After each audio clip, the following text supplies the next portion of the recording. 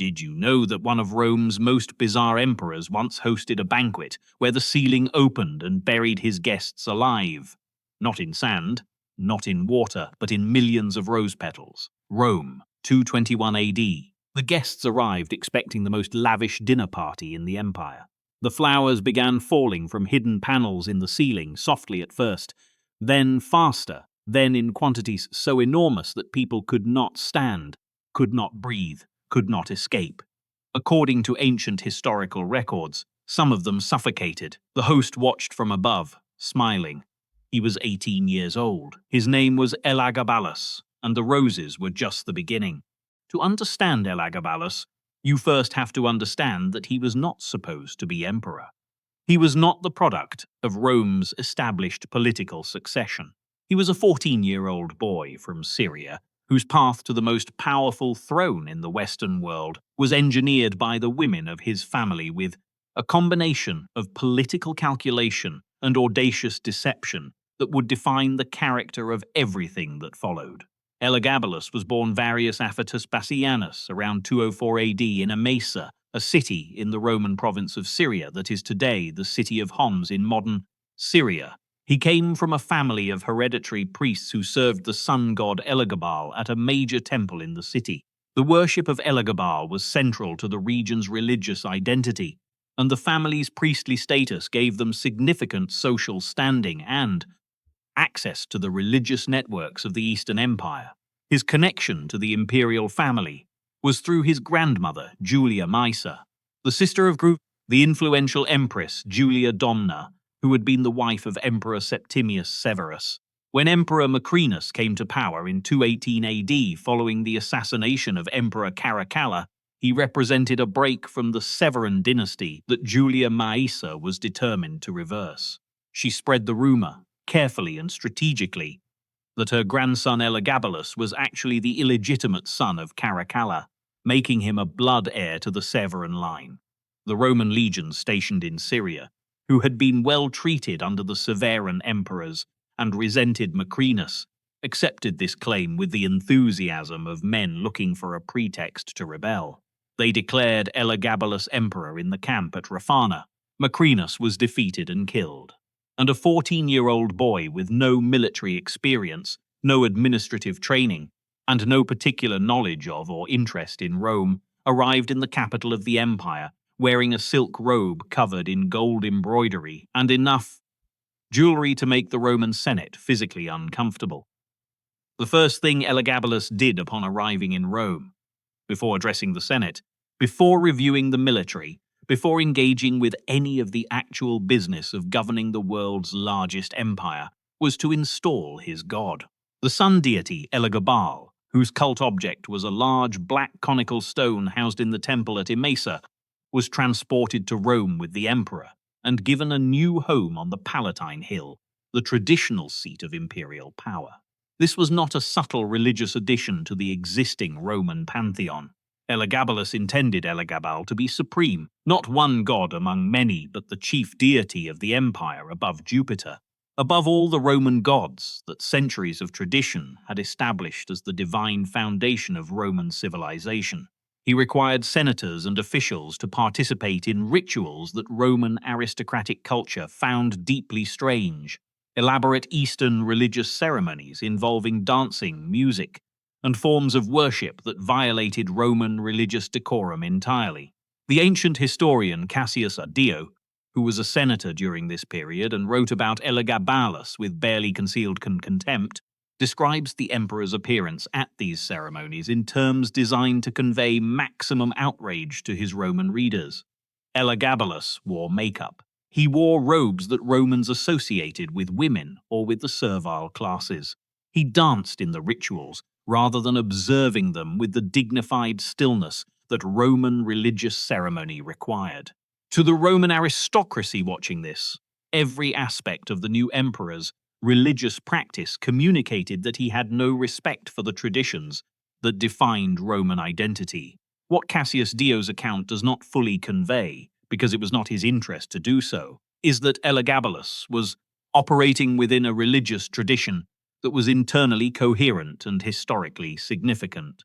The cult of the sun god at Emesa was a serious religious institution with centuries of history. The practices that Romans found bizarre were standard within their own context. The emperor was not behaving irrationally.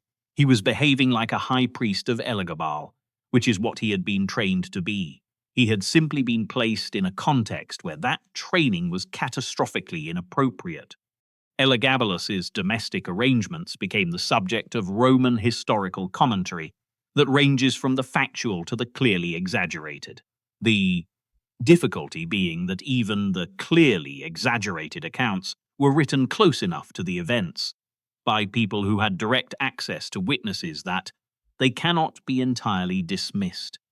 The picture that emerges is of a young man with essentially unlimited resources and essentially no adult supervision, translating his desires into reality with the imagination of a child who has never been told no. The ancient sources describe banquets on a scale that Rome had never witnessed. The Historia Augusta, a later and sometimes unreliable source but one that preserved earlier accounts, describes meals where the serving dishes were made of gold and silver, where the floors were strewn with flowers and herbs, to a depth that made walking through the rooms feel like moving through a garden, and where the quantities of food served were so excessive that the surplus was fed to animals rather than distributed to the poor. The costs involved were staggering even by imperial standards. Elagabalus reportedly ordered the floors of his dining rooms carpeted with specific flowers, roses, violets, hyacinths, chosen for their combined scent rather than for any practical consideration. He paid premium prices for foods of no particular nutritional value because they were rare or because obtaining them required unusual effort. Cassius Dio records the emperor eating various foods specifically because they had never been eaten before at a Roman imperial table, treating novelty as the primary criterion of culinary value. What drives these accounts, and what makes Elagabalus so enduringly strange even among Rome's catalogue of difficult emperors, is not simply the extravagance. Nero was extravagant. Caligula was extravagant. What distinguishes Elagabalus is the quality of playfulness in his excess. He was not simply spending money on things he wanted. He was constructing elaborate scenarios, engineering specific experiences, creating situations with theatrical deliberateness. The rose petal banquet was not a spontaneous indulgence. It was planned. It had a sealing mechanism. It was a production. The account of the rose petal death banquet comes primarily from the Historia Augusta, the collection of imperial biographies from the Roman period, whose reliability scholars have debated for centuries, and from references in Cassius Dio's Roman history. The event is described as a banquet to which guests of honor were invited, at which the hall had been specially prepared in advance, with a concealed mechanical ceiling capable of releasing enormous quantities of flour. Petals on command, the preparation was extensive. According to the ancient accounts, the quantities of flowers involved were measured in tons rather than kilograms. The specific flowers named, roses predominantly, with violets and other blooms, were sourced from across the Mediterranean world, gathered in quantities that would have required significant logistical effort even by modern standards.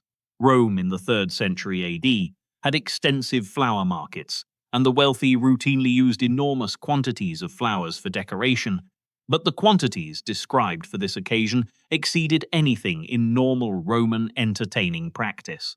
The guests arrived expecting the kind of lavish entertainment that Elagabalus's court had already established as its signature. The early stages of the evening apparently proceeded normally. Food, wine, the elaborate service that imperial banquets required. The ceiling panels opened slowly at first, releasing what began as a gentle, fragrant shower of petals that the guests initially experienced as an unusual and extravagant flourish of decoration, entirely consistent with the aesthetic of the occasion. Then the panels continued opening.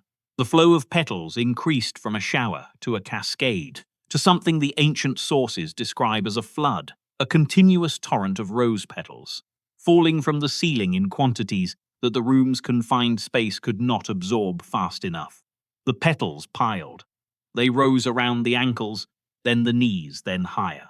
Guests who stumbled in the increasingly deep and slippery carpet of flowers could not easily regain their footing. The weight of wet, compressed petals was significant. The air in the lower layers of the petal accumulation was depleted of oxygen. According to the ancient sources, some guests suffocated. The exact number is not recorded. The question of whether rose petals can actually kill a person is not as obviously answered as it might appear. Modern physics and physiology can evaluate the account's plausibility with reasonable precision, and the answer is more complicated than either simple confirmation or simple dismissal. A single rose petal weighs approximately 1 to 3 grams, depending on variety and moisture content. A ton of rose petals represents somewhere between 300,000 and 1 million individual petals. The accounts describe multiple tons being released in an enclosed room over a period that was long enough to build up to lethal depths, but short enough that the guests did not simply walk out. Fresh rose petals in quantity behave differently from how individual petals behave. They compress. They clump. They interlock in ways that make them difficult to push through or stand up from if a person has fallen. Wet petals, and petals release moisture when compressed under weight, become significantly more adhesive and more difficult to displace. A person buried under half a meter of compressed wet flower petals would find it genuinely difficult to extract themselves, particularly if they were already disoriented by wine and by the chaos of the situation. The oxygen depletion aspect is also physically plausible in specific conditions.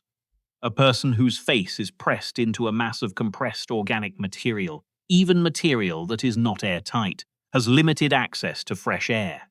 If the petals are deep enough that the person cannot stand or effectively move their head away from the mass, the local oxygen concentration in the immediate breathing zone could drop to levels that cause incapacitation, which would make extraction even less likely. The scenario is therefore physically possible, though whether it happened as described depends entirely on the reliability of sources that modern historians approach with appropriate skepticism. What is not physically possible is for flower petals to be inherently toxic. They are not. The mechanism would be purely mechanical asphyxiation, and the ancient accounts describe exactly this mechanism. The historical sources for the rose petal banquet require careful handling because the quality and reliability of the evidence varies significantly between accounts. Cassius Dio, the most important ancient historian of this period, was a contemporary of Elagabalus. He served as a senator and later as consul during and after the reign, and his Roman history is the most contemporaneously grounded account of the period. He despised Elagabalus with a specific and articulate contempt that permeates everything he wrote about him, and this bias must be factored into any reading of his accounts. Dio does not describe the rose petal suffocation in the same detail as the Historia Augusta. His emphasis is on the general character of Elagabalus's behavior, the contempt for Roman tradition, the religious innovations, the sexual behavior that violated Roman norms, the theatrical cruelty of the pranks inflicted on dinner guests, rather than on specific incidents, narrated at length. The rose petal account appears in fuller form in the Historia Augusta, a compilation of imperial biographies whose authorship, dating, and reliability have been subjects of scholarly debate for over a century. The Historia Augusta contains material that is clearly based on genuine earlier sources alongside passages that appear to be invented or embellished. Scholars of Roman history use it with caution, treating it as a text that preserves genuine tradition about eccentric imperial behavior while acknowledging that it exaggerates, confuses, and occasionally fabricates. The rose petal account falls in a category that most historians consider historically plausible, consistent with the general character of Elagabalus, as described in more reliable sources, even if the specific details cannot be independently verified. The other form of evidence is archaeological and material. The quantities of flowers described in these accounts would have required specific logistical infrastructure, flower markets, transportation, storage that the Roman world genuinely possessed. Rome in the 3rd century AD had sophisticated supply chains for luxury goods that could theoretically have supported the preparation described, which makes the accounts at least logistically consistent with what we know of the imperial economy. The rose-petal suffocation, whatever its precise historical status, was not an isolated incident in the record of Elagabalus's dinner entertainment. The ancient sources describe a consistent pattern of theatrical cruelty directed at dinner guests, practical jokes of escalating exaggeration that illuminate something specific about the psychology of a young man who had been given absolute power before he had developed any framework for understanding its weight. Cassius Dio and the Historia Augusta both describe Elagabalus releasing tame lions and leopards, animals that had been defanged and declawed, rendered incapable of lethal attack, but fully capable of inducing terror, into the dining room at the end of particularly heavy drinking sessions, when the guests were in no condition to identify quickly whether the animals approaching them were genuinely dangerous. The response of men who woke from wine-induced stupors to find large cats in the room with them was predictably one of extreme panic. Other accounts describe being invited to banquets where the food was not food. Dishes were served that appeared to be the standard courses of a Roman feast, made, according to the ancient sources, from wax, glass, pottery, and other non-edible materials, shaped and painted with sufficient skill to be indistinguishable from the real thing until the guest bit into them. The reaction of a man who had expected a bite of roasted meat and encountered a mouthful of painted pottery was apparently considered hilarious. What unites these incidents is not sadism in the clinical sense. Elagabalus was not torturing people for the pleasure of watching them suffer in a way that the most genuinely sadistic figures of Roman imperial history like Domitian are described. The pranks have the quality of games played by someone who found the reactions of frightened people entertaining in the way that a child finds the reactions of frightened people entertaining, without the adult capacity to register the full weight of what that fear costs the person experiencing it. The question of how to understand Elagabalus psychologically has occupied historians since the ancient world itself struggled with it. Was he genuinely cruel? Was he simply young and irresponsible and surrounded by people who enabled his worst impulses? Was his behavior a product of his specific religious and cultural background, misread by Romans who interpreted everything through their own framework? Was there something we would recognize as mental illness in the modern clinical sense? Modern historians have approached these questions with increasing sophistication and have generally moved away from the ancient sources' framing of Elagabalus as simply monstrous. The picture that emerges from careful reading is of a 14-year-old who had been raised as a religious specialist, a role that gave him enormous authority within a specific institutional context, and then placed in a completely different context of absolute political power for which he had no preparation whatsoever. He was 14 when he became emperor.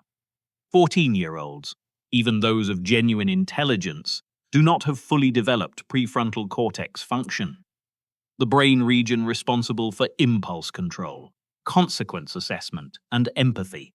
A 14-year-old with unlimited resources and no effective authority figure to constrain him will express the impulses of a 14-year-old at planetary scale. This is not a defense of what Elagabalus did. It is an explanation of how it was possible.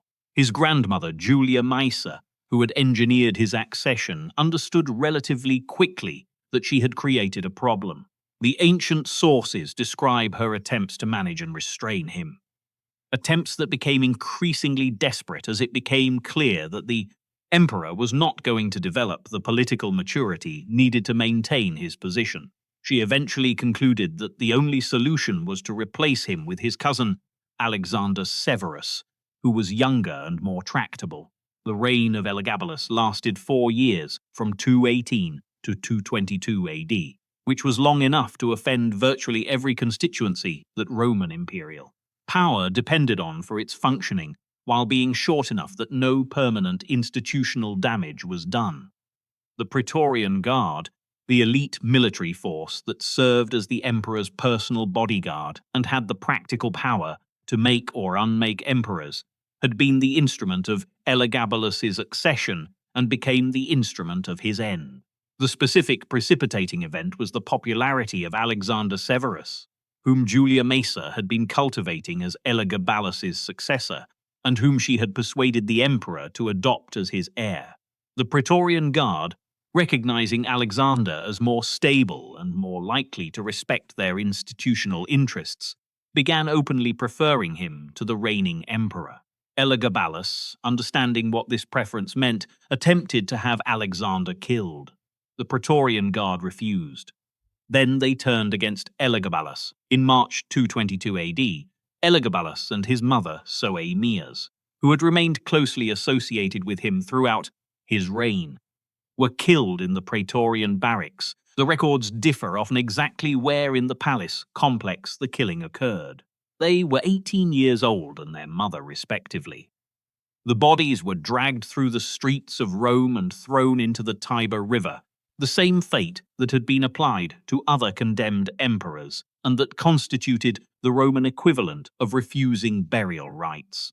The Senate formally condemned Elagabalus's memory under the provision called Damatio Memoriae, the condemnation of memory, that directed the erasure of his name from public monuments, the destruction of his statues, and the formal expungement of his reign from official records. Inscriptions bearing his name were chiseled out across the empire. The god Elagabal was sent back to Emesa. The temple on the Palatine was rededicated to the traditional Roman deities. In 1888, the British academic painter Sir Lawrence Alma Tadema completed a large oil painting that now hangs in a private collection and is reproduced across the history of Western art, The Roses of Heliogabalus. The painting depicts the rose-petal banquet scene with the photographic precision and sensuous colour that characterised the Victorian academic tradition. An enormous cascade of roses falling from above onto reclining figures, the emperor visible in the upper portion of the canvas, watching the scene with the detached interest of someone observing an entertainment rather than participating in one. The painting is technically extraordinary. Alma Tadema reportedly had fresh roses shipped to his studio from the Mediterranean throughout the painting's production, fresh flowers every week for 4 months of winter work, to get the colour and texture of the petals exactly right. The figures in the scene have the warmth and specificity of real human beings. The roses themselves are painted with individual attention. It is a beautiful painting about something that, if it happened as described, was not beautiful at all. This tension between the visual beauty of the scene and the moral horror of what is depicted is what has kept the painting and the story behind it in circulation for over a century.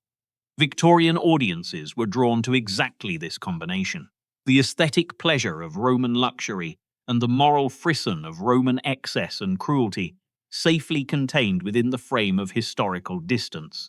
Elagabalus has remained a fixture of Western cultural memory in ways that emperors who governed more competently, but with less theatrical strangeness, have not.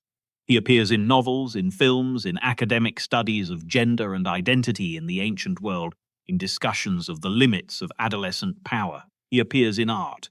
The Alma Tadema painting is not history, but it is the reason that a 14-year-old Syrian priest who ruled Rome for 4 years, 13 centuries before the painting was made, still has his story told.